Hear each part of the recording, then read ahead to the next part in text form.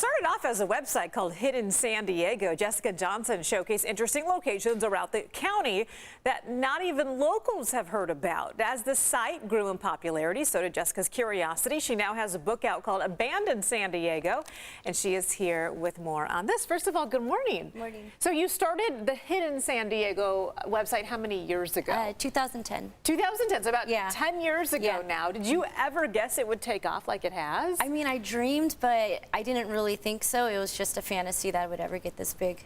What sparked your initial curiosity to start it? I kind of felt like this was my contribution to the community to encourage people to get out and explore beyond the usual tourist traps, to see, you know, even if you're a local, that there's so many hidden gems everywhere in the city. All over San Diego. Everywhere, yeah. I'm born and raised here, and I haven't heard of like 90% of the things that you mentioned out there. So now you have a new book. It's called Abandoned San Diego. So this kind of takes it a step further. Yeah.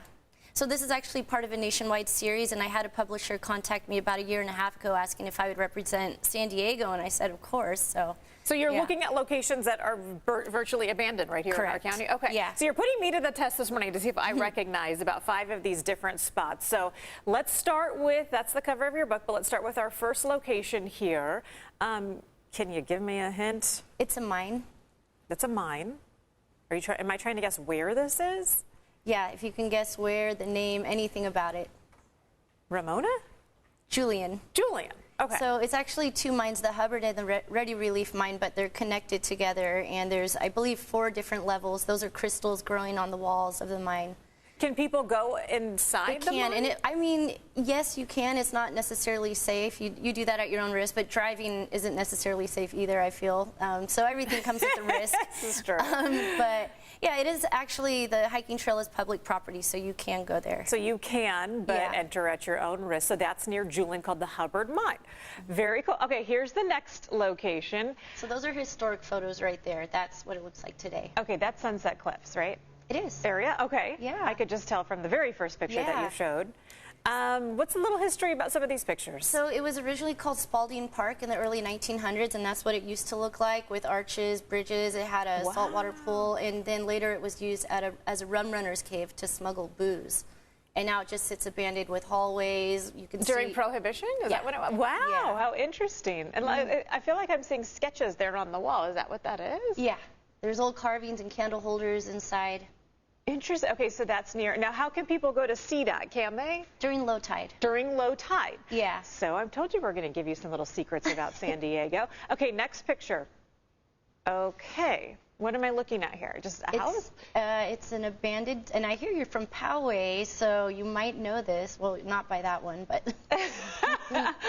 So this is the Big Stone Lodge. It's actually in a dispute with the city right now, so we're actually trying to save it. This is in Poway. I just read a Facebook post about this. This looks terrible, so whoever does save it has some work to do. We're trying to save it to have, you know, at least it turned into a park, and I have a petition right now. You can find it on my Instagram at Hidden San Diego. Go to the stories at the link.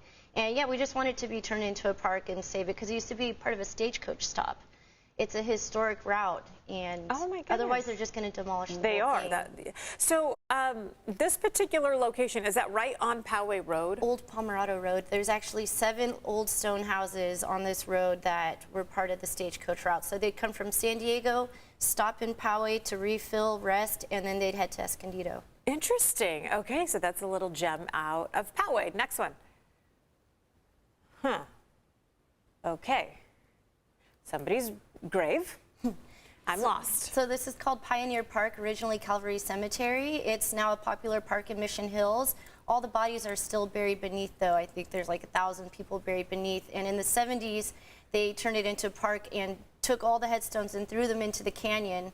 And then people, you know, got really upset about that, and they finally moved the headstones to Mount Hope Cemetery. No kidding. Okay, how interesting. Do we have one more? It's haunted. Okay. Something to know about San Diego. Last but not least, that looks, I feel like that's a place called The Lookout. I could be wrong. Really? Okay. You got it. It's an unfinished castle.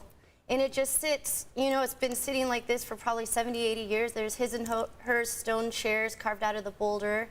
The husband was secretly creating a castle for his wife, and she suspected him of infidelity because he was gone all the time. And so the castle project came to a halt. Whatever happened to the couple? I don't know. You don't know? We don't I even don't know. know. Did they work through this? I hope so.